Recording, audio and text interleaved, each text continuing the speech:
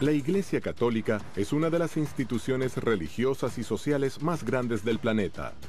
Por su estructura jerárquica, la organización de labores, el manejo del patrimonio y sus actividades lucrativas, muchos la consideran una de las más importantes empresas internacionales.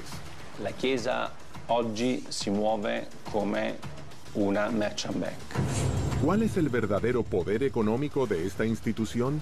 ¿De qué manera generó tanta riqueza? Nella Banca Vaticana sono stati riciclati i soldi della mafia. ¿Cuál es la función del Banco del Vaticano y de qué manera destina sus fondos?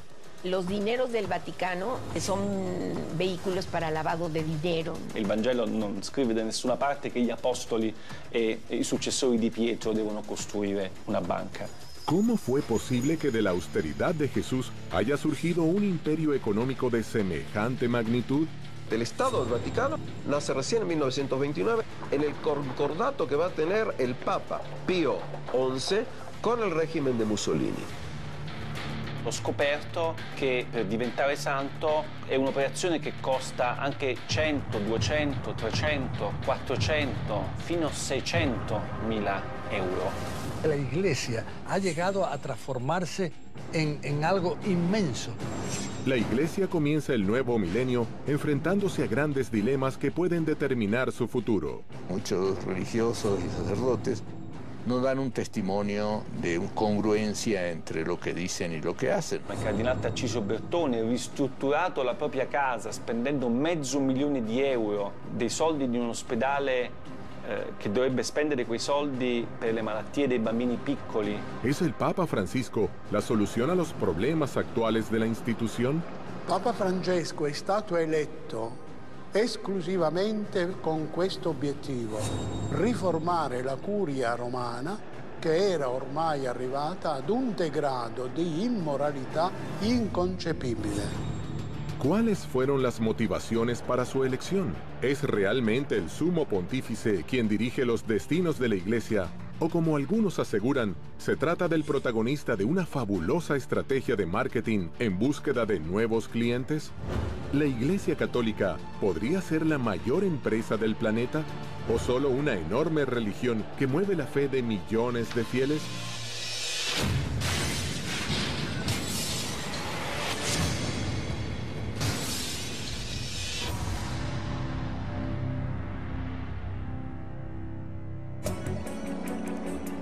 Las fuentes de riqueza e ingresos de dinero de la Iglesia son muchas y provienen de un amplio listado de formas recaudatorias. Limosnas, diezmos, primicias, pago de la administración de sacramentos, bautismos, casamientos, confirmaciones, extrema unción, herencias de particulares, rentas e inversiones, entre muchas otras. Distintas voces críticas aseguran que la Iglesia acumularía en oro el tesoro más grande del mundo. Il Vaticano ha una ricchezza che vale oggi intorno ai 15 miliardi di euro, che sono più di 16-17 miliardi di dollari americani. Ed è una ricchezza che viene divisa in una parte finanziaria e una ricchezza immobiliare. Il patrimonio immobiliare a Roma vale più di 4 miliardi di euro. Pero ¿cómo y de qué forma nace esta institución y su riqueza? El papado que se va desarrollando desde los comienzos del cristianismo, del siglo I en adelante, sobre todo a partir del siglo VI, va a tener cada vez más y más riquezas a lo largo de la historia medieval. He aquí que en los siglos XIV y XV se calcula que entre un tercio y un cuarto de todas las tierras europeas pertenecen al papado. El papa que está en Roma tiene más territorio de lo que posee cualquiera de los reyes gobernantes en Europa en los siglos XIV y XV. ¿Qué motivo esgrime la Iglesia para defender y conservar los tesoros artísticos y culturales de incalculable valor que posee? La Iglesia tiene la responsabilidad de cuidar el patrimonio artístico y el patrimonio humano, porque son nuestras raíces. Es un tesoro que nadie nos puede arrebatar. Sería una pena que se perdiera por descuido. La Iglesia hace una gran labor de custodia del patrimonio artístico y cultural, en el que a menudo le faltan recursos para hacerlo, y es una pena. que no siempre pueda mantener estas obras de arte como se lo merecen. Le carte dimostrano che il Vaticano ha proprietà immobiliari importanti anche in Inghilterra, a Londra per la precisione, a Bond Street, una delle vie più eleganti, è quasi tutta del Vaticano. Il negozio dove c'è Bulgari è di proprietà del Vaticano. ¿Cómo fue que el mensaje de unidad y austeridad del Creador, piedra fundacional de la religión católica, fue mutando a una iglesia con grandes sumas de dinero y lo que muchos consideran ostentación?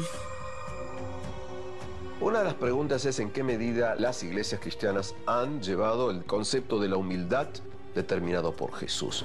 Un señor llamado Nietzsche, que en su libro El Anticristo, entre otras cosas, dice lo siguiente: en toda la historia de la humanidad hubo un solo cristiano, Cristo. Es decir, que si tú hablas de humildad, evidentemente el mensaje ese no ha sido tomado en cuenta. La Chiesa, per essere più umile, deve essere più povera. Anzi, deve essere povera, deve avere uno spirito povero, della prima beatitudine, beati i poveri in spirito, perché deve riconoscere e vivere che tutto quello che la Chiesa possiede è un patrimonium pauperum e deve essere messo a servizio dei poveri. Desde la antigua Roma comenzó el firme establecimiento de una institución que no pararía de sumar poder religioso, político y fundamentalmente económico. ¿Cuál fue el plan financiero y monetario que habría diseñado la Iglesia para incrementar sus riquezas? Sobre todo en el siglo XV, principio del siglo XVI, la Iglesia permitía el perdón de pecados si un individuo hacía una donación interesante a la Iglesia. El individuo que donaba tierras a la Iglesia lo hacía, desde mi perspectiva, de una sola razón: una creencia absoluta y total de que verdaderamente eso le iba a permitir un acceso al paraíso, estar menos tiempo en el purgatorio, pedir perdón por sus pecados. Le vecchie signore che lasciavano in eredità tutto alla Chiesa, come diceva una mia cugina, tutto ai preti. Se fai del bene alla Chiesa nell'aldilà, ti ritrovi premiato nell'aldilà. E questo è stato una delle fonti della crescita del patrimonio degli ecclesiastici. La Iglesia va a invertir su dinero en todo tipo de empresas y constantemente va a venir dinero a las arcas de Roma. Por eso es que se considera que en el siglo XX, también XXI, el papado tiene enormes fondos que dan origen a todo tipo de teorías más conspirativas o menos conspirativas.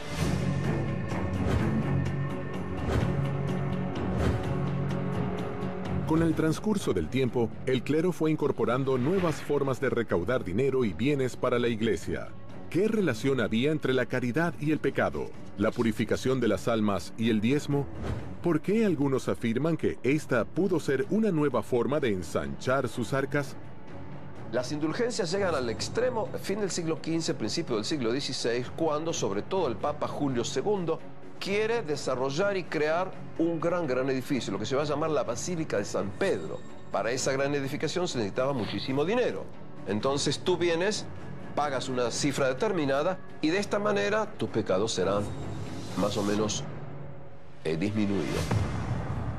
Ci sono migliaia di cause di beatificazione, c'è un ministero apposta che si occupa soltanto di questo, che fattura centinaia di migliaia di euro tutti gli anni grazie a questo incredibile business.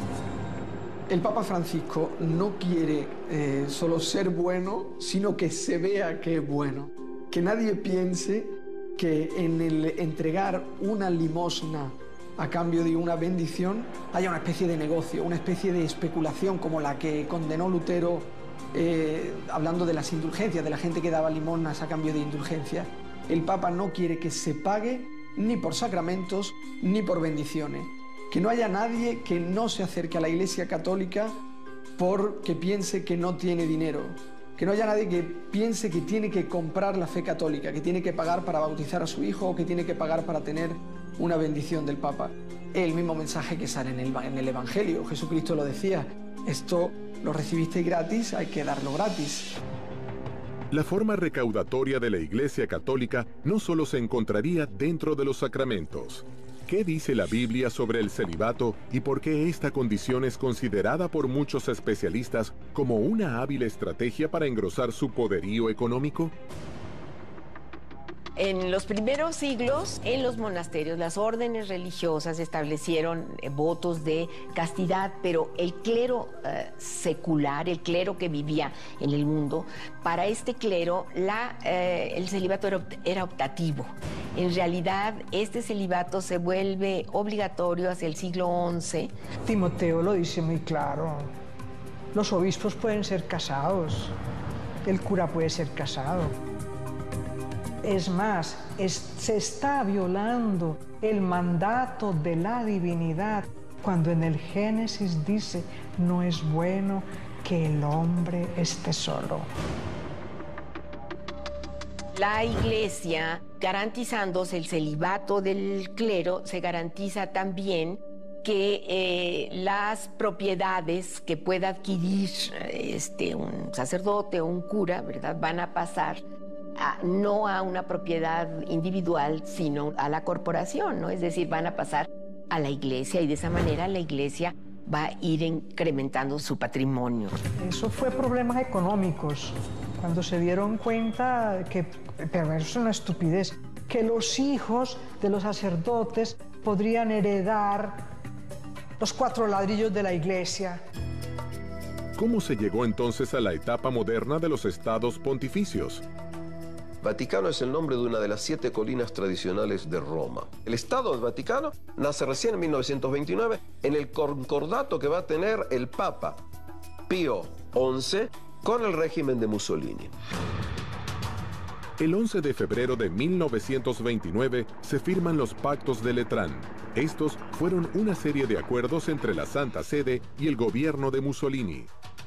Benito Mussolini hace algo muy astuto, que es el Concordato de Letrán, ¿no? Que es ni más ni menos que resolver un viejo pleito que existía en Italia desde la época de la unidad italiana que se produce en 1870, donde el Estado Vaticano queda dentro del Estado italiano. ¿Cuáles fueron concretamente los beneficios que consigue la Iglesia con estos tratados firmados con Mussolini? Le permiten a la Iglesia crear un Estado autónomo, un país, digamos, separado del Estado italiano, que será el Estado Vaticano. Hay un resarcimiento económico muy importante por esos largos años del 70 al 29 de estar sometido al gobierno italiano, y a cambio de lo cual la Iglesia concede a Mussolini el apoyo político, que los sacerdotes no se puedan meter en política, y Mussolini decide quiénes van a ser los obispos de cada una de las regiones de Italia y, por supuesto, el de Roma también, ¿no? A partir de estos pactos, se da inicio a la etapa moderna de los estados pontificios.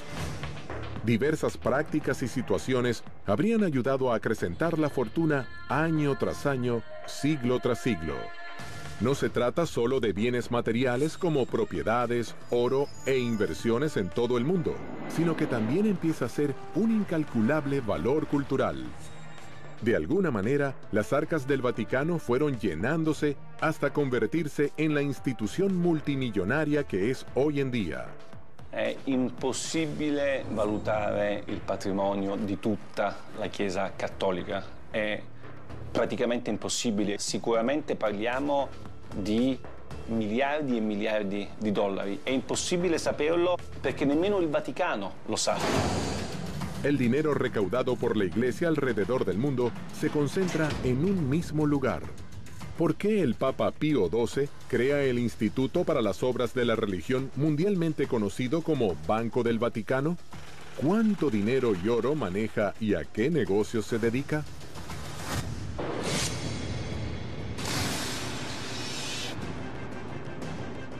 La incalculable fortuna de la Iglesia Católica se mantuvo secreta entre fieles y autoridades eclesiásticas. ¿Qué es exactamente y a qué se dedica el Banco del Vaticano, además de recaudar? El Banco Vaticano es una institución que se creó para que las órdenes religiosas, las instituciones católicas, no tuvieran sus patrimonios en manos de otras bancas que los utilizaran para inversiones no éticas, inversiones quizá en negocios de armas o en industria farmacéutica especulativa, y conseguir también facilitar las transacciones económicas en los países en los que la Iglesia estaba perseguida. Non solo, il Vaticano ha moltissimi soldi che vengono fatti da donazioni, tipo l'obolo di San Pietro, o attraverso i guadagni che sono fatti dalla sua banca, i guadagni finanziari come lo IOR. Anche in questo caso questi soldi vengono gestiti in maniera secondo me piuttosto discutibile. L'obolo di San Pietro, per esempio, è una donazione che i fedeli di tutto il mondo fanno direttamente al Papa. ¿Qué beneficios económicos obtuvo la Iglesia Católica con el Banco del Vaticano como herramienta de inversión y recaudación?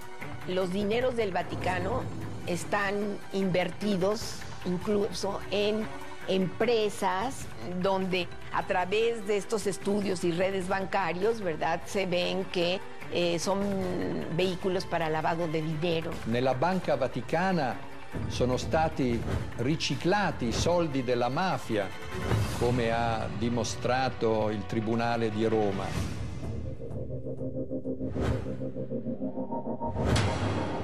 Questi soldi sono in parte stati investiti su azioni come la Pepsi Cola, come la Dow Chemical, come la Exxon. È ovvio che tutto questo senza nessuna trasparenza e senza che i cittadini italiani sapessero nulla.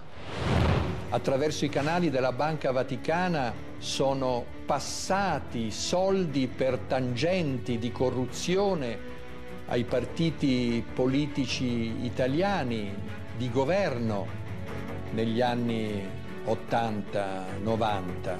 Questi soldi, anche i guadagni, non vengono quasi mai dati ai poveri, ma servono, e questo non lo dico io, ma lo dice un lavoro della Commissione europea, servono per le necessità dei dicasteri romani e dei cardinali. Desde hace tiempo, muchas personas entre especialistas y grandes teólogos se hacen la misma pregunta. ¿Cómo es posible que la Iglesia acumule tantas riquezas habiendo tantos pobres en el mundo? Como historiador de la Edad Media visito muchísimas iglesias. Y uno de los puntos que tenemos que ver es la riqueza de la Iglesia a lo largo de los siglos frente a la pobreza inconmensurable de las masas, no así porque sí has tenido tantas veces rebelías contra la Iglesia. Quiero creer que Francisco verdaderamente va a hacer un cambio. La Conferenza Episcopale Italiana, che è la più importante del mondo, riceve direttamente dagli italiani quasi 1 miliardo di euro l'anno, che secondo le pubblicità che i vescovi fanno in televisione servirebbero ai poveri, agli ultimi, ai paesi del terzo mondo. L'80% di questi soldi non va ai poveri. ¿Sería posible terminar definitivamente con la pobreza si el Vaticano se desprendiera de toda la riqueza que posee alrededor del mundo? La venta de propiedades de la Iglesia para acabar con la pobreza en el mundo sería útil, pero serviría solo a tapar un problema, ¿no? Creo que lo que está haciendo Francisco es cambiar la cultura, que pasa por conseguir que la situación, que el ritmo de vida de los altos cargos del Vaticano sea más sobrio y sea más ejemplar. Lo que el Papa Francisco ha pedido es que las estructuras de la Iglesia se utilicen para ayudar a las personas. Ah, come vorrei una chiesa povera e per i poveri. A raíz de esa frase, una iglesia pobre para los pobres, es que se llega a una campaña de Francisco para intentar combatir la corrupción y hacerlo de una manera effettiva. Secondo qualcuno che pensa che il Vangelo debba essere una sorta di guida, no? del Vaticano, e il Vangelo non scrive da nessuna parte che gli apostoli e i successori di Pietro devono costruire una banca. Hay que tener en cuenta que la Iglesia es un estamento que ha llegado a transformarse en algo inmenso y es muy difícil el poder controlar tantísimos grupos de influencia dentro de lo que es el Vaticano. Para algunos críticos y especialistas en la materia, la Iglesia Católica tiene un funcionamiento similar a una empresa multinazional. La Chiesa oggi si muove come una merchant bank. L'Istituto per le opere di religione è la banca del Vaticano e controlla ancora oggi tutto il patrimonio finanziario della Santa Sede. Il problema è che lo IOR nel corso dei decenni è finito in tantissimi scandali, perché all'interno dello IOR hanno riciclato denaro i mafiosi, hanno riciclato denaro politici, imprenditori, tutte persone che non avevano alcun diritto, secondo le leggi del Vaticano, di avere i soldi allo IOR. ¿Qué documentos salieron a la luz que pusieron en jaque a la cúpula de la Iglesia? El escándalo del Vatilix II puede ser el principio de las reformas que el Papa Francisco pretende para su Iglesia. El grado de diversificación de los ingresos y de los gastos vaticanos, lo que estaban viendo a través de su experiencia y de los Vatilix I y II, mucha oscuridad, había que hacer una reforma a fondo.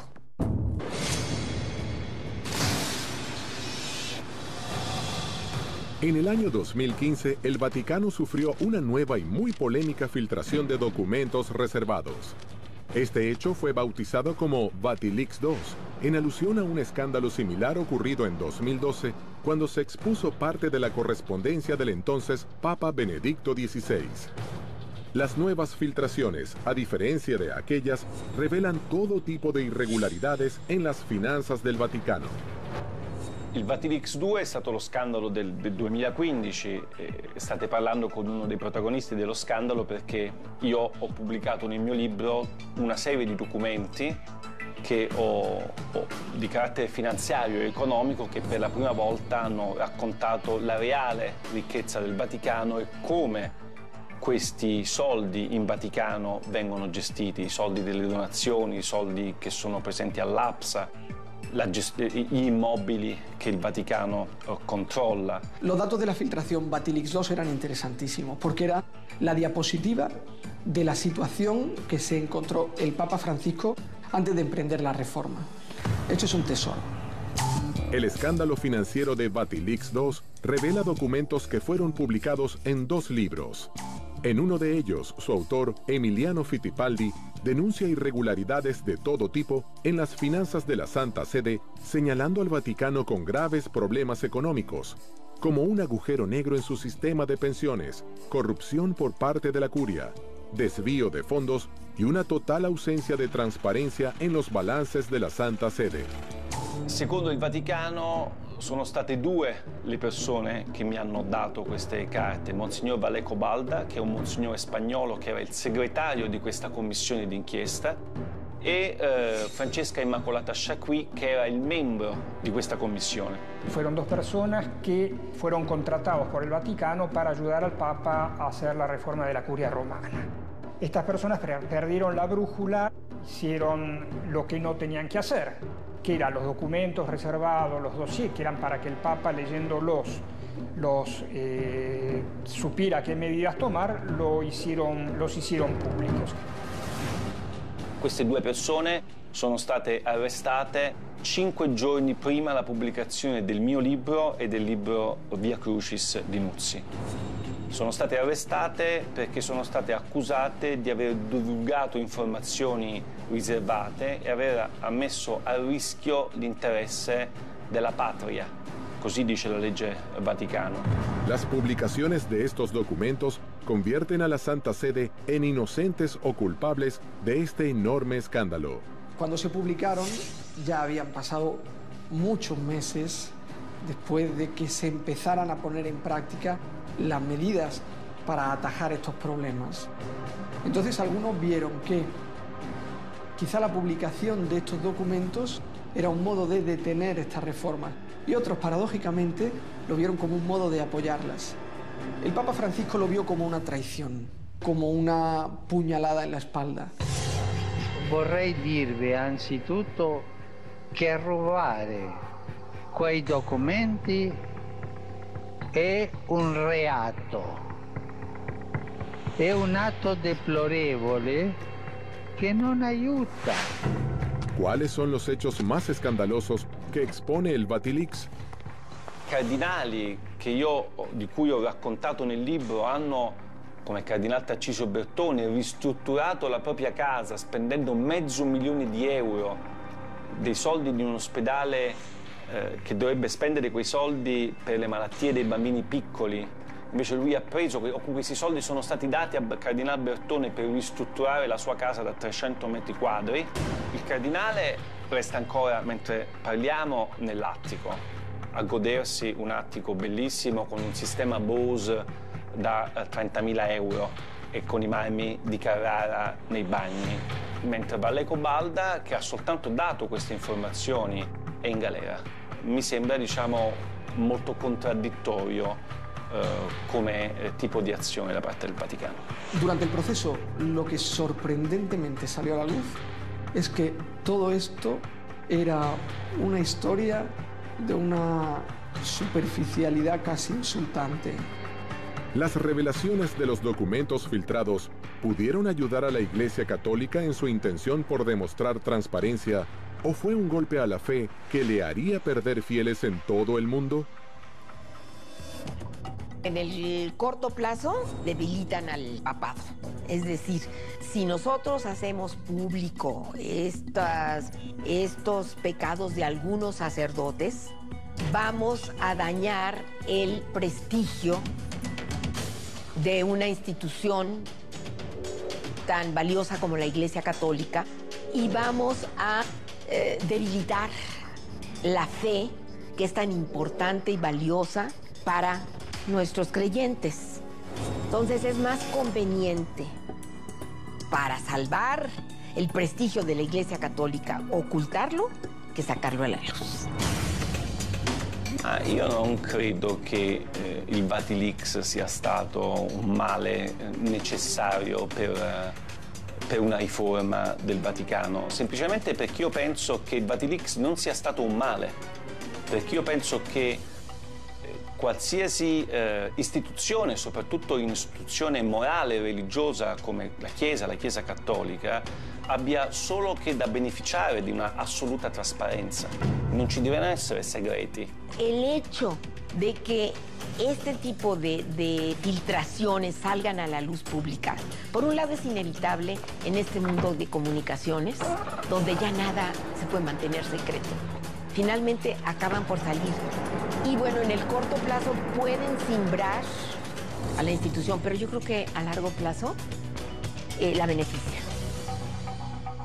¿Cuál fue la reacción y las medidas que adoptó el Papa Francisco cuando los cimientos de su institución se vieron sacudidos por la revelación de estos documentos secretos? La reforma que ha puesto en marcha el Papa Francisco para conseguir la transparencia de las cuentas vaticanas, para conseguir que ningún delincuente se pueda aprovechar de las instituciones del Vaticano, yo creo que es irreversible. Voglio assicurarvi che questo triste fatto non mi distoglie certamente dal lavoro di riforma che stiamo portando avanti con i miei collaboratori e con il sostegno di tutti voi. Entonces llega Francisco y dice, por ejemplo, que es importante dar lo que es la reestructuración de la Santa Sede, no tanto a la curia, sino a organismos externos que son los responsables de proponer cuáles pudieran ser los cambios. Yo creo que no hay modo de detener esta reforma. Los Vatilix II son al día de hoy una de las preocupaciones más importantes de la Curia Católica y un escándalo del que podría haber incluso más información esperando ver la luz. L'impatto di Vatilix sulla stampa mondiale ovviamente è stato devastante. Mai prima erano usciti documenti riservati così importanti, soprattutto che riguardavano aspetti contemporanei della Chiesa. Io penso che la Chiesa debba smettere di lavare i panni sporchi dietro le mura leonine. ¿Pueden estos hechos de corrupción alejar a los fieles de la religión? ¿Son acaso estas revelaciones motivos suficientes para perder poder dentro del vasto universo de la fe? El gran problema que tiene la Iglesia Católica es que la autoridad ha perdido capacidad de crear credibilidad, de crear obediencia y de crear continuidad. Lo que sucede es que la jerarquía católica y muchos religiosos y sacerdotes no dan un testimonio de fe, de congruencia entre lo que dicen y lo que hacen. Si la Iglesia quiere recuperar credibilidad y legitimidad, pues tiene que ver los problemas y empezar a resolverlos, ¿no? Porque mientras se tapan, pues nada más se convierten en una olla de presión. Los mismos especialistas que dan cuenta de la cantidad de fieles perdidos por estos escándalos acusan a la Iglesia de utilizar estrategias de marketing para recuperarlos. ¿Qué veracidad hay en estas declaraciones? ¿Cuáles serían las acciones concretas para lograr tales objetivos?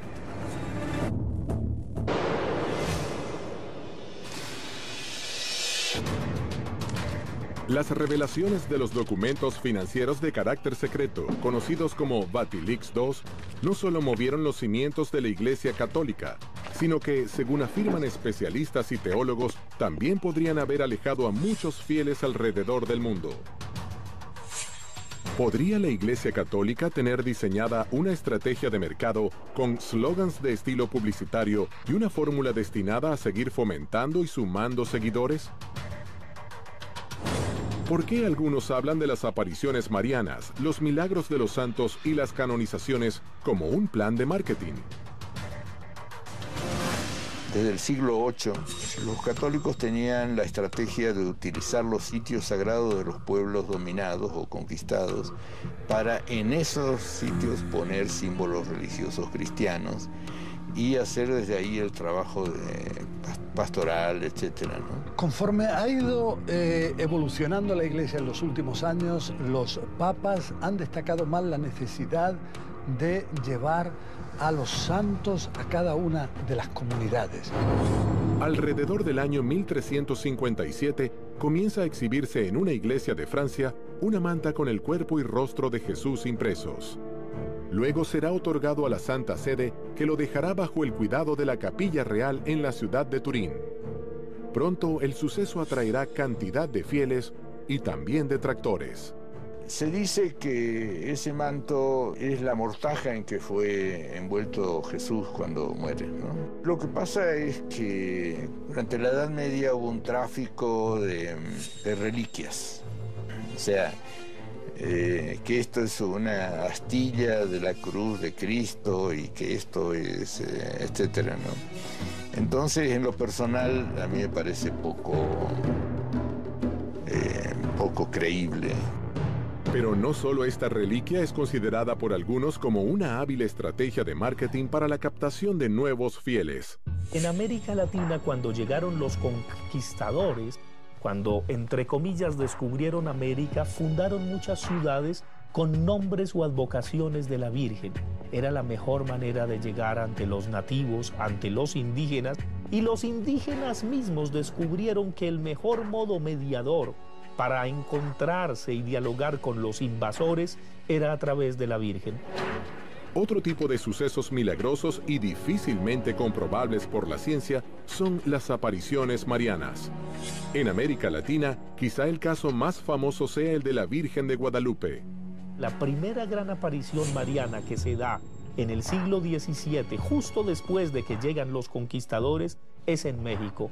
Un indiecito Juan Diego ve a la Virgen, va donde los franciscanos y allí está esa máxima aparición mariana que es la Virgen de Guadalupe, patrona de América Latina, y que va a encerrar justamente esa idea de la mediación. Los franciscanos se oponen al culto guadalupano porque consideran que tiene demasiados elementos sincréticos. Hay otros que dicen que no, que bueno, que ya es un culto que es compartido por un sector de los católicos mexicanos, es mejor fortalecerlo y cooptarlo, que es un poco la actual política que se desarrolla, ¿no es cierto?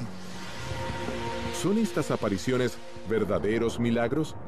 Usted lo puede ver como estrategias de la Iglesia para fortalecer la fe o estrategias de los feligreses para seguir creciendo. Lo que nosotros investigamos es cómo aparece esa Virgen, a quién. Si aparece una mujer, rápidamente le van a poner un varón al lado, bien.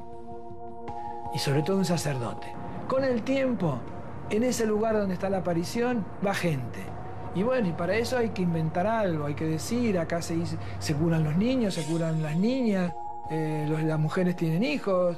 Hay un nivel de irracionalidad en la creencia. O sea, yo creo porque no es consistente. Si fuera racional la explicación no creería, ¿no? Hay una parte que se cree porque usted tiene fe, está convencido, pero no tiene por qué demostrar su fe. ¿Por qué hay quienes consideran también a las canonizaciones como un instrumento de atracción de nuevos fieles? Mira, las canonizaciones consisten en que la Iglesia propone un modelo de un buen cristiano.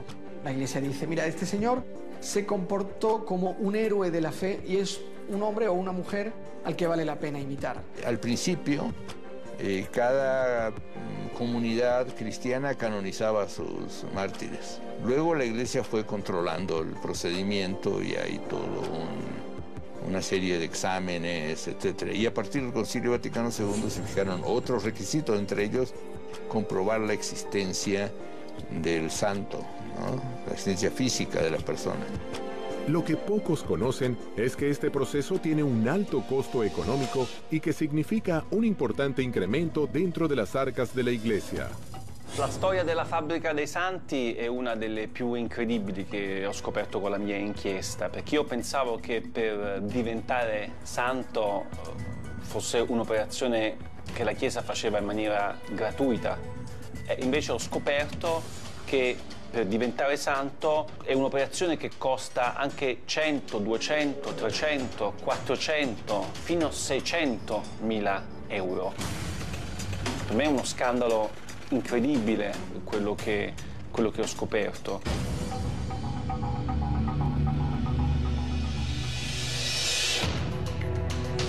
Reliquias de procedencia dudosa, apariciones milagrosas difíciles de comprobar y canonizaciones envueltas en maniobras económicas presentan controversia dividiendo a fieles y detractores. ¿Por qué estos últimos aseguran que la elección del Papa Francisco responde a la más ambiciosa estrategia de marketing de la historia del Vaticano? Yo creo que si hubiera una estrategia de marketing detrás del Papa Francisco, yo querría contratar a ese estratega de marketing para mi empresa, porque ha conseguido cambiar totalmente la cara de la Iglesia. Yo creo que el estratega de marketing de la marca Francisco es Jorge Mario Bergoglio.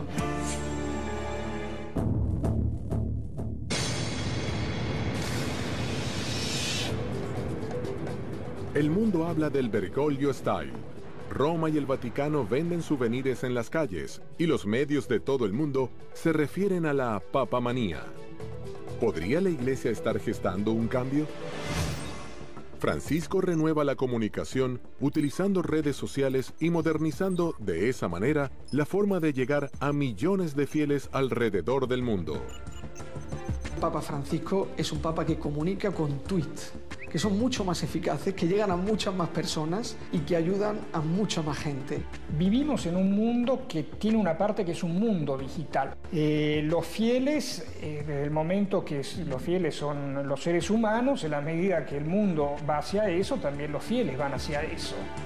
La Iglesia en ese sentido caminó bastante hacia ese lado, se innovó mucho, seguramente seguirá innovando. Sabe ser coherente entre los distintos dispositivos. El mensaje que transmite con Twitter, que transmite con Facebook, que transmite con Instagram, es el mismo. Es un mensaje de ternura, es un mensaje que lleva a la acción, que lleva a mirar a las personas con otros ojos. Es un Papa 3.0. Entre marzo y diciembre de 2013, más de 2 millones de personas presenciaron las audiencias de los miércoles en la Plaza San Pedro, 4 veces más que las que convocaba Benedicto XVI en 2012. ¿Cuáles fueron los motivos por los que la Iglesia se decide por primera vez en su larguísima historia a elegir un papa con el perfil de Francisco para conducir los destinos de miles de millones de fieles alrededor del mundo? Papa Francesco è stato eletto esclusivamente con questo obiettivo, riformare la curia romana che era ormai arrivata ad un degrado di immoralità inconcepibile. El camino, pienso, de Francisco está empedrado. Su elección fue una elección afortunada en un proceso en el cual la Iglesia Cattolica tiene por ahora una enorme competencia. I gesti che lui fa sono importanti. Per esempio, pochi si sono resi conto del primo gesto che ha compiuto la stessa notte del 13 febbraio del 2013 quando è stato eletto. Affacciandosi al balcone, non aveva la mantella rossa né la stola con le insegne di Pietro e Paolo, ma era semplicemente vestito di bianco e si è presentato come vescovo di Roma. Son muchas las voces que afirman que las reformas que impulsa el Papa Francisco en la Iglesia contemporánea estarían moviendo los cimientos de la religión.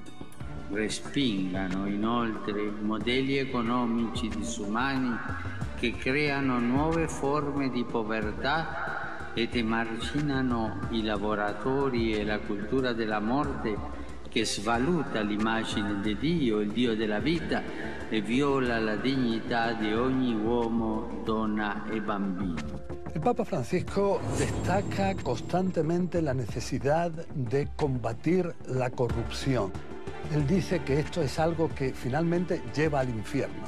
Entonces, él, precisamente para poder combatir de forma efectiva ese fenómeno al cual él se opone rotundamente, entonces es que decidió crear mecanismos para que haya un funcionamiento más efectivo y también intentar buscar en qué aspectos puede haber corrupción. La corrupción es algo a lo que él se opone rotundamente. Las declaraciones y gestos de Francisco dan vuelta al mundo en noticieros, diarios e internet. ¿Cuál es el discurso que tanto llama la atención? È necessario affrontare insieme la questione migratoria. Non si può tollerare che il Mar Mediterraneo diventi un grande cimitero. El Papa Francisco, desde que fue elegido Papa, consiguió afianzarse como una especie de conciencia de la humanidad. Para mí, como cristiano, la revolución que está emprendiendo el Papa Francisco me ha cambiado el modo de mirar a las personas. La Chiesa povera e per i poveri di cui parla Francesco sia ancora molto lontana dal diventare realtà. La Chiesa è ancora molto ricca, i cardinali sono ancora molto ricchi, lui è l'unico che vive in 20 metri quadri, tutti gli altri continuano a vivere in 300, 400, 500 metri quadri. C'è gente che dice che Francesco è solo un predicatore che fa solamente dell'apostolato, ma Francesco è un papa che governa. La Iglesia Católica es una institución de dimensiones incalculables. Dentro de su construcción como institución eclesiástica, han pasado más de 2000 años de historia y es puesta por muchos especialistas a la altura de las empresas más grandes del planeta. Si los santos, las vírgenes y las canonizaciones están dentro del marco de lo divino o son hábiles estrategias de captación de fieles, seguirá siendo un misterio por revelar. Para unos, una empresa con estrategias de marketing que se dedica a la apertura de cuentas monetarias sin descanso.